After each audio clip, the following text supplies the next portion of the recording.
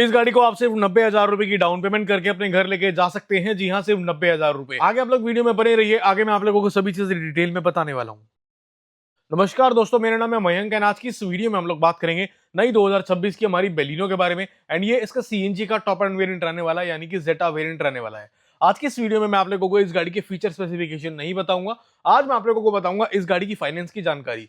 जो जानकारी आपको शोरूम जाकर पता करनी पड़ती है, वही सारी जानकारी आज मैं आपके घर बैठे बैठे आप लोगों को प्रोवाइड करवाने वाला हूं।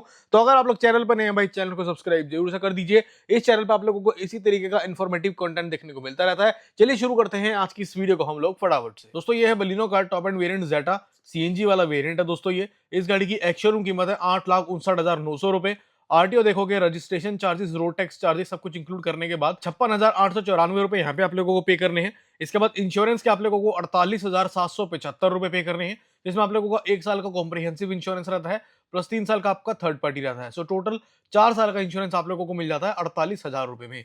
फास्ट टैग के आपको 600 रुपए और एचपी के आप लोगों को 1,500 रुपए यहाँ पे करने हैं। जिन लोगों को ये एचपी नहीं पता क्या होता है, एचपी होती है हाइपोथिकेशन। जब भी आप लोग लोन कराते हैं, फाइनेंस कराते हैं, तो ये एचपी के 1,500 रुपए आप लोगों को देने होते हैं। अगर आप लोग गाड़ी कैश पेमेंट में ले रहे हैं तो यहाँ पे फिर ये 1,500 रुपए आप लोगों को नहीं देने। अभी सारी चीजें टोटल करने के बाद ये गाड़ी आप लोगों को ऑन रोड देखने को मिल जाती है 9,67,670 रुपए की। ये है इस गाड़ी की ऑन रोड प्राइसिंग इन दिल्ली की प्राइसिंग में आप लोगों को इस गाड़ी की बता रहा हूँ।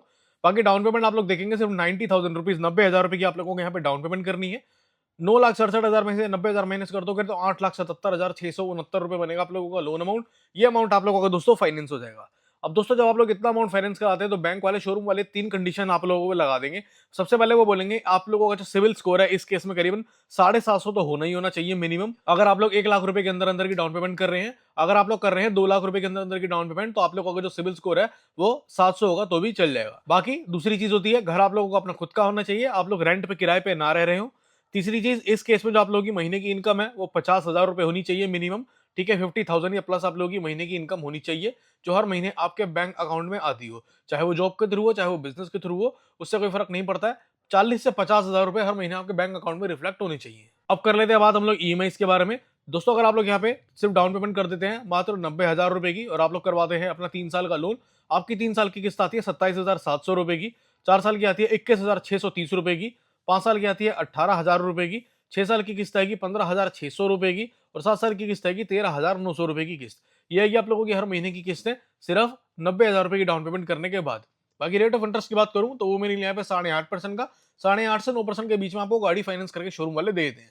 बाकी ये भी डिपेंड करता है दोस्तों आप लोगों के सिविल स्कोर के ऊपर। सो हमेशा अपना सिविल स्कोर मेंटेन रखिए। अब हम लोग बात कर लेते हैं फ्रेंड्स डॉक्यूमेंट्स की। डॉक्यूमेंट क्या क्या रिक्वायर होंगे। सबसे पहले आप लोगों को एक आपका आधार कार्ड चाहिए, एक आप लोगों को पैन कार्ड चाहिए, 2 पासपोर्ट साइज फोटो चाहिए। आप लोगों के पास जो आपका इलेक्ट्रिसिटी बिल है, घर का बिजली का बिल, वो आप लोगों को देना पड़ेगा। 6 मंथ की बैंक स्टेटमेंट आप लोगों को लगेगी, 6 मंथ की सैलरी स्लिप आप लोगों को लगेगी। एंड अगर आप लोग जॉब कर रहे हैं तो भाई ये सारी चीज आप लोगों को चाहिए होंगी। साथ ही साथ आप लोगों को फॉर्म 16 यहाँ पे चाहिए होगा, ये इनकम टैक्स के लिए मांगा जाता है। लास्ट, जिस ऑफिस में आप लोग जॉब कर रहे हैं उसका आईडी कार्ड आप लोगों के पास होना चाहिए। ठीक है, ये तो हो गई सैलरी वालों के लिए बात। अब बात करते हैं जिनका अपना काम है, जो लोग सेल्फ एम्प्लॉयड है, बिजनेसमैन है।